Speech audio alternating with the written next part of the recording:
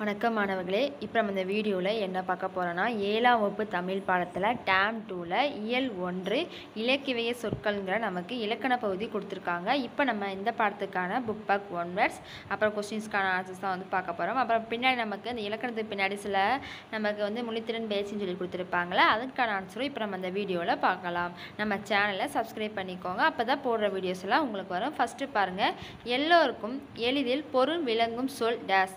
Answer இயற்சொல். அடுத்து இரண்டாவது, பல பொருள் தரும் ஒரு சொல் என்பது டேஸ். ஆன்சர் திரிசொல்.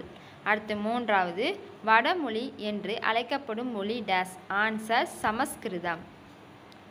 அடுத்து பார்த்தீங்கன்னா நமக்கு பொறுத்துக்க கொடுத்துருக்காங்க. ஃபஸ்ட்டு பாருங்கள், இயற்சொல். இயற்சொல்லுக்கு ஆன்சர் வந்து சோறு. அடுத்து திரிசொல். திரிசொல்லுக்கு ஆன்சர் அலுவம்.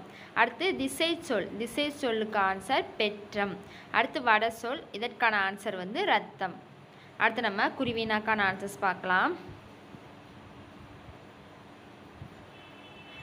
இயற்சொல்லின் 4 வகைகள் யாவை? ஆன்சர் நமக்கு 15வது பக்கம் கொடுத்துருக்காங்க. புக்கில் 15வது பக்கம் எடுத்துக்கோங்க. 15ஆம் பக்கம் பார்த்தீங்கன்னா இயற்சொல் சொல்லி கொடுத்துருக்காங்களா, அதுக்கு மேலே ஒரு பேரா கொடுத்துருக்காங்க. அதில் பெயர் சொல், வினைச்சொல், இடைச்சொல், உரிச்சொல் என சொற்கள் 4 வகைப்படும். அதுதான் முதல் கொஸ்டினுக்கான ஆன்சர். அடுத்து இரண்டாவது கொஸ்டின் பாருங்கள், குங்குமம் கமலம் என்பன எவ்வகை வட சொற்கள்? இதற்கான ஆன்சர் வந்து குங்குமம் கமலம் என்பன. அடுத்து என்ன எழுதணும்னா, வடமொழியில் இருப்பது போன்றே தமிழில் எழுதுவதை தற்சமம் என்பர். அவ்வளோதான். குங்குமம் கமலம் என்பன வடமொழியில் இருப்பது போன்றே தமிழில் எழுதுவதை தற்சமம் என்பர். இதுதான் ஆன்சர். அதை அப்படியே பார்த்து வந்து உங்கள் புக்கில் நீங்கள் எழுதி வச்சுக்கோங்க. அடுத்து மூணாவது கொஸ்டின் பாருங்கள், இலக்கிய வகை சொற்கள் எத்தனை வகைப்படும், அவை யாவை? ஆன்சர் நமக்கு 15வது பக்கம் கொடுத்துருக்காங்க. 15ஆம் பக்கம் எடுத்துக்கோங்க. 15ஆம் பக்கம் பார்த்தீங்கன்னா அந்த இயற்சொல் சொல்லி கொடுத்துருக்காங்களா, அதுக்கு மேலே பாருங்கள் ஒரு பேரா இருக்குது. அதில் இரண்டாவது லைனில் இலக்கிய வகையில் சொற்களை இயற்சொல், திரிசொல், திசைச்சொல், வடசொல் என 4 வகையாக பிரிக்கலாம். அந்த இதை மட்டும் குறிச்சிக்கோங்க. மூன்றாவது கொஸ்டினுக்கான ஆன்சர். அடுத்து 4வது கொஸ்டின் பாருங்கள், நமக்கு என்ன கொடுத்துருக்காங்கன்னா திரிசொல்லின் வகைகள் குறித்து விளக்குக. ஆன்சர் நமக்கு 16வது பக்கம் இருக்குது. 16வது பக்கம் பார்த்தீங்கன்னா அந்த அட்டவணைக்கு கீழே திரிசொற்கள் சொல்லியிருக்கா, அதிலிருந்து அந்த பேரா முடிய வரைக்கும் குறிச்சிக்கோங்க. ஒரு திரிசொல் என்பர் அது வரைக்கும் குறிச்சிக்கோங்க. 4வது கொஸ்டினுக்கான ஆன்சர்.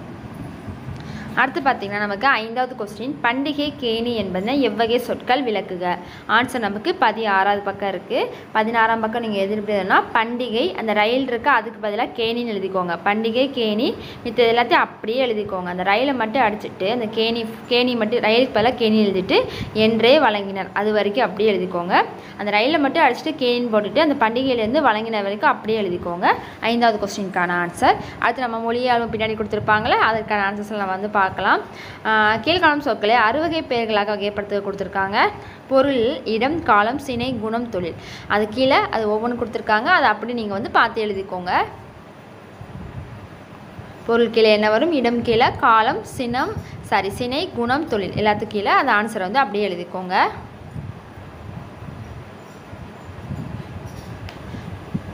அடுத்து பார்த்தீங்கன்னா, பின்வரும் தொடர்களில் பொருத்தமான இடங்களில் ஆள் என்னும் உருவை சேர்த்து எழுதுங்க. இதற்கான ஆன்சர்ஸை நம்ம பார்க்கலாம். இப்போ பாருங்கள், இதற்கான ஆன்சரை வந்து இதை அப்படியே பார்த்து எழுதிக்கோங்க. கல்லணை கரிகாலனால் கட்டப்பட்டது. அறிஞர் அண்ணா தமது பேச்சு வன்மையால் மக்களை கவர்ந்தால். திருக்குறள் குறள் வெண்பா என்னும் பாக்வகை ஆன நூல். மற்றவர்களுக்கு என் முடிந்த உதவிகளை செய்வேன். அவர் களிமண்ணால் பானை வணைந்தார். அவ்வளோதான். அதை அப்படியே பார்த்து நீங்கள் வந்து எழுதி வச்சுக்கோங்க. அடுத்து நமக்கு ஒரு அலுவலக கடிதம் வந்து கொடுத்துருக்காங்க. அடுத்து இந்த சைடு பார்த்தீங்கன்னா ஒரு கடிதம் எழுதி சொல்லியிருக்காங்க. அந்த கடிதத்துக்கான ஆன்சரும் உங்களுக்கு காமிக்க, அப்படி லாஸ்ட்டாக காமிக்க, அதை அப்படியே எழுதி வச்சுக்கோங்க. அடுத்து கீழே உள்ள குறிப்புகளை பயன்படுத்தி கட்டிடத்தில் எழுத்துக்கள் நிரப்புக. காலையில் பள்ளி மணி அடிக்கும். திரைப்படங்களில் விலங்குகள் நடிக்கும் காட்சி குழந்தைகளுக்கு பிடிக்கும். கதிரவன் காலையில் கிழக்கே உதிக்கும்.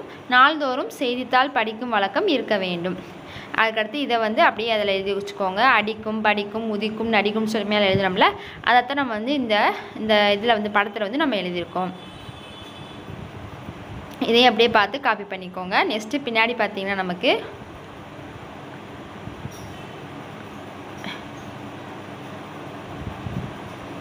ஓரெழுத்து சொற்களால் நிரப்புக வந்து கொடுத்துருக்காங்க. ஃபஸ்ட்டு டேஸ் புள்ளை மேயும் ஆ. அடுத்து தீ சுடும், நா பேசும், ஈ வந்து பறக்கும், பூ வந்து மனம் வீசும்.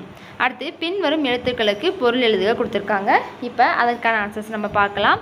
தீனா என்னது? நெருப்பு. பா அப்படின்னா நமக்கு என்னது? பாடல். அடுத்து தைனானது தை மாதம்.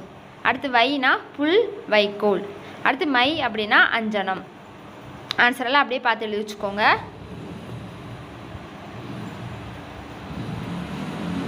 அடுத்து பின்வரும் சொற்களை இரு பொருள் தருமாறு தொடரில் அமைத்து எழுத சொல்லியிருக்காங்க. நம்ம வந்து தொடரில் அமைச்சு நம்ம வந்து எழுதணும்.